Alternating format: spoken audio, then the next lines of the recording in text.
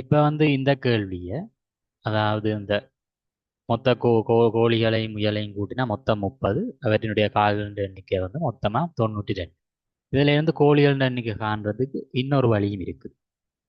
அது என்ன செய்யறதுண்டா, ஒவ்வொரு கோழிக்கும் 4 கால் இருக்குன்னு எடுப்போம். கோழிக்கு 2 கால்ல நாங்கள் 4 கால் இருக்குன்னு எடுக்கலாம். 4 கால் இருக்குன்னு எடுத்தோம்னா மொத்தமாக 30 கோழி இருக்குது. ஸோ 30 தர 4, மொத்த கால்களின் எண்ணிக்கை என்ன வருமெண்டா 120. ஆனால் எங்களுக்கு கேள்வியின்படி இருக்க வேண்டிய மொத்த கால்களின் எண்ணிக்கை கோழி ப்ளஸ் முயல் அது வந்து 92. ஆகவே இப்போ என்ன செய்ய போறோம்னா 120 ஸ்கொயர் 92பா.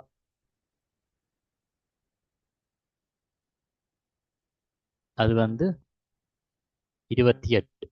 120ல் 92 போனால் 28. ஆகவே இந்த 28 கால் அடிஷனலாக கோழியிலேருந்து தான் வந்திருக்கு. ஆகவே கோழிக்கும் மேலே 2 கால்.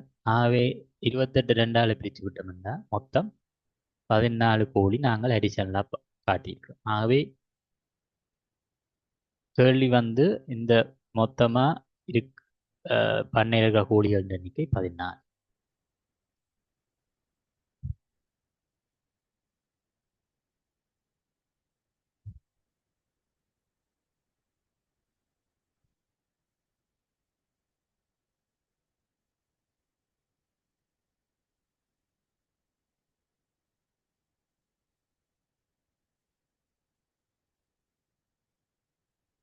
இப்போ நாங்கள் அடுத்த கேள்விக்கு போவோம். ஒரு நடனக் குழுவில் 49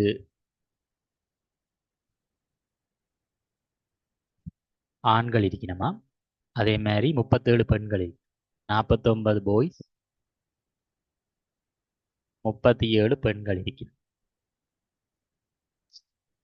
ஒவ்வொரு வாரமும் 2 ஆண்களும் 3 பெண்களும் புதுசாக சேருவாங்க. இது பாய்ஸ் ஆண்கள், இது வந்து கேர்ள்ஸ் பெண்கள்.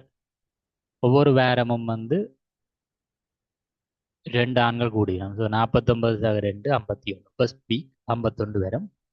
பெண்கள் வந்து 3 கூடி 40. இது வந்து முதலாவது வேர். முதல்ல வந்து தரப்பட்ட இதில் வந்து வித்தியாசத்தை பார்ப்போம். 49லேருந்து 37 போனால் 12 டிஃபரன்ஸ். இப்போ வந்து ஃபர்ஸ்ட் வீக்கில் 2 பாய்ஸும் 3 கேர்ள்ஸும் வந்த பிறகு வித்தியாசம் 11 ஒன்றா குறைஞ்சிட்டு. அடுத்த வீக் 2வில் வந்து இது 2 இன்னும் 1 குறையும் 10. அப்படி போனால் எத்தனை வாரங்களுக்கு பின்னர் குழுவில் உள்ள ஆண்கள் எண்ணிக்கையும் பெண்கள் எண்ணிக்கையும் சமனா இருக்கும்?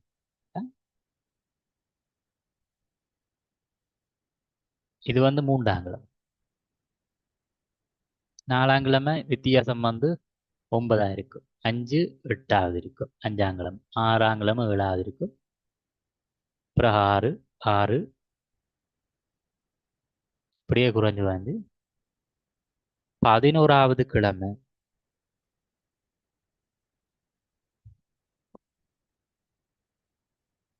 வந்து வித்தியாசம் 0 இருக்கும். அதாவது 73 பாய்ஸ் 73 கேர்ள்ஸ் வித்தியாசம் 0 வரும்.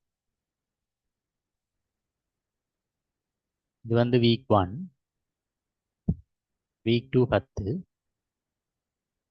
வீக் 3 9 வித்தியாசம். வீக் 4ல் வந்து 2 8. வீக் 5 வீக் 6ல் 6 வித்தியாசம். ஆகவே இன்னும் 6 வீக் 5ல் வீக் வீக் 7ல் வந்து 5 வித்தியாசம். அப்படியே போனோம்னா வீக் 4 வீக் 8ல் 4 வித்தியாசம். 3 வித்தியாசம் வீக் 9. 2 வீக் 10. ஒரு வித்தியாசம் வீக்கில். 12வது கிழமை எங்களுக்கு வித்தியாசம் 0 இருக்கும் சமனாக இருக்கும். கேள்வி எத்தனை வாரங்களுக்கு பின்னர் குழுவில் உள்ள ஆண்கள் எண்ணிக்கையும் பெண்கள் எண்ணிக்கையும் சமனாக வரும்? 11வது வாரம் ஒரு வித்தியாசம் இருக்கும். 12வது வாரம் அது 0 இருக்கும் வித்தியாசம்.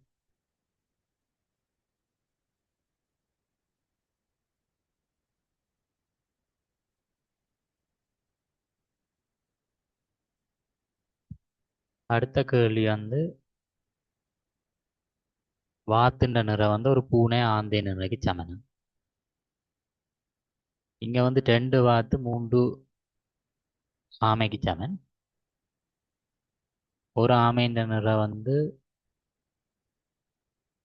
ஒரு ஆந்தை ப்ளஸ் ஒரு ஆமை ஒரு பூனை ஒரு வாத்துக்கு சமன். இன்னும் எத்தனை பூனைகள் நிறை ஒரு வாத்துக்கு சமன்ன்றாங்க.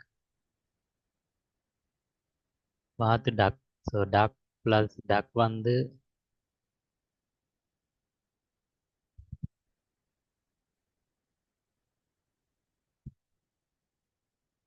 ஹெட் ப்ளஸ்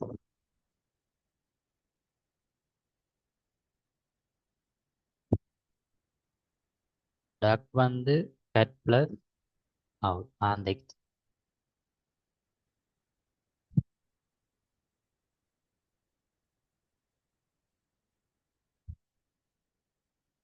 ரெண்டு டக் வந்து 3 டோட்டைஸ்க்கு சமன்.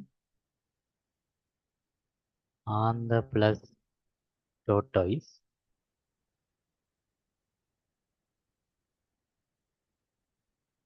ஹெட் ப்ளஸ் டக்குக்கு சமன்.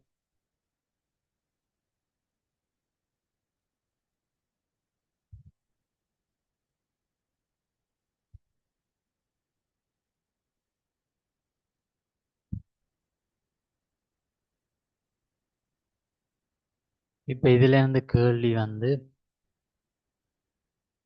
ஹெட் டக்குக்கான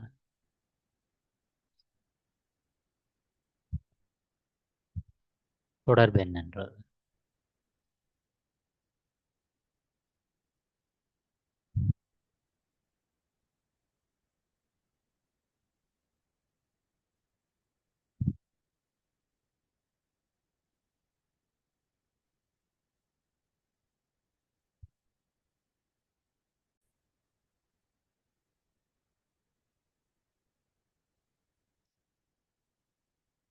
இப்போ பார்த்தோம்னா இந்த சமன்பாடுல இருந்து 2 வாத்து வந்து 3 ஆமைக்கு சமன். அதுல இருந்து ஒரு ஆமை வந்து 2 × 3 வாத்துக்கு சமன்.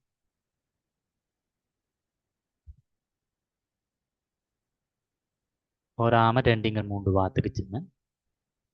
முதலாவதுல இருந்து ஒரு ஆந்தை வந்து வாத்தில இருந்து பூனையை கழிச்சா வார நிறை ஒரு ஆந்தை என்ற நிலைக்கு சமன். மூன்றாவதுல ஒன்று வந்து இதை பிரதியிடுவோம். அதாவது ஒரு ஆந்தைக்கு பதிலாக வாத்து வாத்துன்ற நிறை பூனை நிறை என்று வரும். அதே மாதிரி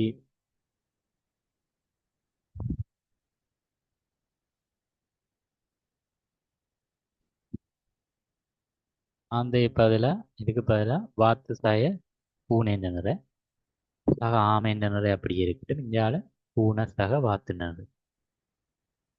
டி சிக்கு பதிலாக டி சி வச்சுக்கொண்டு டி ஆமை நிறை பதிலாக 2 × 3 வாத்து நிறை என்று போடுறோம். Seven C plus D. இதுலேருந்து 2 பூனை நிறை வந்து 2 × 3 வாத்துன்ற நிறை. அதுலேருந்து வாத்துன்ற நிறை வந்து 3 பூனை நிறை. ஆகவே 3 3 கேட். இதுதான் விடை.